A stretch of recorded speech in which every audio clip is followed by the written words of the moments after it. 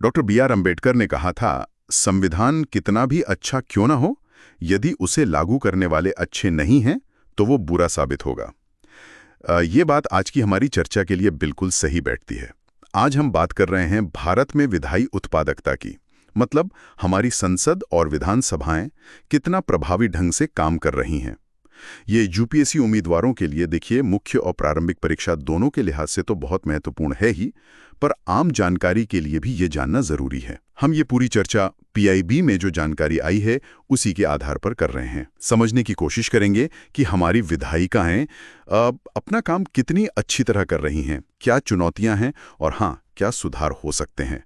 लोकसभा अध्यक्ष ने भी हाल ही में इस पर जोर दिया है। तो चलिए इस मुद्दे को थोड़ा और गहराई से समझते हैं। बिल्कुल। विधायी उत्पादकता मतलब सरल शब्दों में कहें तो हमारे विधानमंडल, संसद हो या राज्य विधानसभाएं अपना मुख्य काम जैसे कानून बनाना, सरकार के काम पर नजर रखना, बजट पास करना, जरूरी मुद्दों पर बहस करना, ये सब कितनी कुशलता से कर पा रहे हैं। और अगर हम आंकड़ों पर नजर डालें तो तस्वीर थोड़ी चिंताजनक दिखती है। जैसे पहली लोकसभा को लें 1952 से 57, तब सदन की बैठकें साल में औसतन 135 दिन होती थीं। 135 दिन? जी, लेकिन 17वीं लोकसभा तक आते आते यानी 2019 से 2024 ये संख्या घटकर औसतन सिर्फ 55 दिन रह गई है। सिर्फ 55 दिन? अरे ये तो बहुत बहुत बड़ी गिरावट है। इसका सीधा मतलब तो ये हुआ कि भाई बहस और विचार विमर्श के लिए जो समय मिलता था वो काफी कम हो गया, और सिर्फ दिन ही नहीं, शायद बैठकों का जो असल समय है वो भी कम हुआ है ना? हाँ, बिल्कुल सही कहा आपने। जैसे 2023 का बजट सत्र ही देख लीजिए, लोकसभा अपने तय समय का केवल आप सोचिए 33% ही चल पाए और राज्यसभा तो सिर्फ 24%। हाँ, और ये 1952 के बाद छठा सबसे छोटा बजट सत्र था।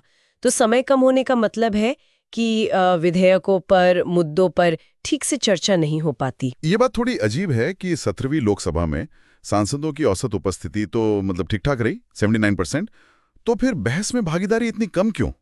आंकड़े बताते हैं कि औसतन एक सांसद ने सिर्फ 45 बहसों में हिस्सा लिया। क्या ऐसा है कि सांसद सदन में हैं पर चर्चा में शामिल नहीं हो रहे? देखिए, ये थोड़ा जटिल सवाल है। उपस्थिति अपनी जगह है, लेकिन एक बहुत बड़ी समस्या है बार बार होने वाले व्यवधान। अच्छा, हाँ, नारेबाजी, वॉकआउट। बिल्कुल। इन सब गतिविधियों से सदन का जो कीमती समय है वो बर्बाद होता है। आपको शायद याद हो 15वीं लोकसभा जो 2009 से 14 तक थी, उसका तो 30% से ज्यादा समय इन्हीं व्यवधानों में चला गया था। 30%? बाप रे। जी, तो इससे कामकाज पर बहुत बुरा असर पड़ता है। और एक और गंभीर चिंता की बात है, वो ये कि विधेयकों को संसदीय समितियों के पास जांच के लिए भेजने का जो चलन था उसमें भारी गिरावट आई है। संसदीय समितियां, हाँ, वो जो छोटी कमेटियां होती हैं एक्सपर्ट्स की। जी बिल्कुल, सांसदों के छोटे समूह जो किसी खास विषय पर गहराई से पड़ताल करते हैं। अब देखिए, 15वीं लोकसभा में जहां 71% विधेयक इन समितियों को भेजे गए थे, 17वीं लोकसभा में ये आंकड़ा घटकर सिर्फ 10% रह गया। सिर्फ 10%? इसका मतलब तो ये हुआ कि ज्यादातर कानून बिना किसी गहन विशेषज्ञ जांच के ही पास हो रहे हैं। इससे तो कानूनों की गुणवत्ता पर सवाल उठ सकता है, उनमें खामियां रह सकती हैं। निश्चित रूप से। जब विधेयक समितियों के पास नहीं जाते तो उन पर जो बारीकी से विचार विमर्श होना चाहिए, जो सुधार होने चाहिए, उसकी गुंजाइश बहुत कम हो जाती है। और इसके अलावा प्रश्नकाल, वो समय जब सांसद सीधे मंत्रियों से सवाल पूछते हैं, सरकार को जवाबदेह बनाते हैं। हाँ, क्वेश्चन आवर। जी, और शून्यकाल यानी 0R, ये महत्वपूर्ण संसदीय तरीके भी ठीक से इस्तेमाल नहीं हो पा रहे। 17वीं लोकसभा में प्रश्नकाल अपने तय समय का लोकसभा में सिर्फ 19% और राज्यसभा में तो केवल 9% ही चल पाया। तो इन सब का निचोड़ क्या है? कम उत्पादकता के नतीजे क्या दिख रहे हैं? जाहिर है तो सरकार पर संसदीय निगरानी कमजोर होती होगी। बिल्कुल। फिर जल्दबाजी में या बिना पूरी जांच के कानून पास होने का खतरा। विपक्ष को भी शायद अपनी बात रखने का कम मौका मिलता होगा। सही कहा। और अंत में जनता का इन लोकतांत्रिक संस्थाओं पर जो भरोसा है वो भी कमजोर पड़ सकता है। हाँ, ये तो गंभीर परिणाम है। जी, हालांकि ऐसा नहीं है कि सुधार के प्रयास नहीं हुए। देखिए, सांसदों के लिए आचार संहिता है, तकनीक का इस्तेमाल बढ़ा है, जैसे कार्यवाही का लाइव टेलीकास्ट होता है, ई विधान है, समिति प्रणाली को मजबूत करने और अनुशासन बनाए रखने के नियम भी हैं। लेकिन आंकड़े देखकर तो लगता है कि ये कोशिशें शायद काफ़ी नहीं है। तो आगे क्या किया जा सकता है? खासकर जब हम विकसित भारत एट 2047 जैसे बड़े लक्ष्य की बात कर रहे हैं, तब तो इन संस्थाओं का प्रभावी होना और भी ज़रूरी हो जाता है। बिल्कुल बिल्कुल। कुछ ठोस सुझाव हैं जो अक्सर दिए जाते हैं।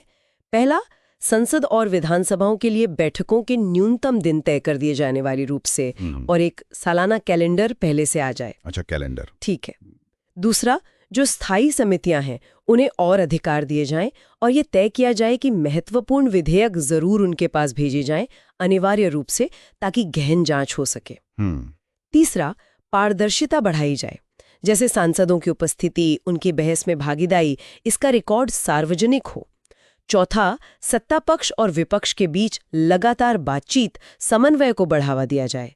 और हम देखिए दूसरे देशों से भी सीख सकते हैं, जैसे यूके में तय बैठक दिवस होते हैं, जर्मनी में समिति जांच अनिवार्य है।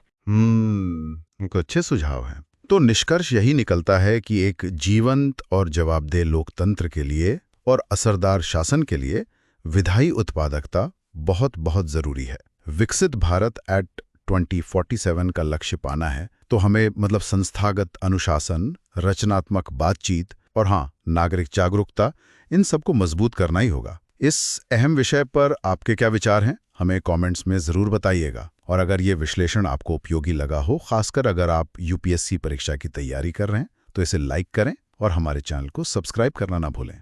और जाते जाते श्रोताओं के लिए एक सवाल छोड़ जाती हूँ।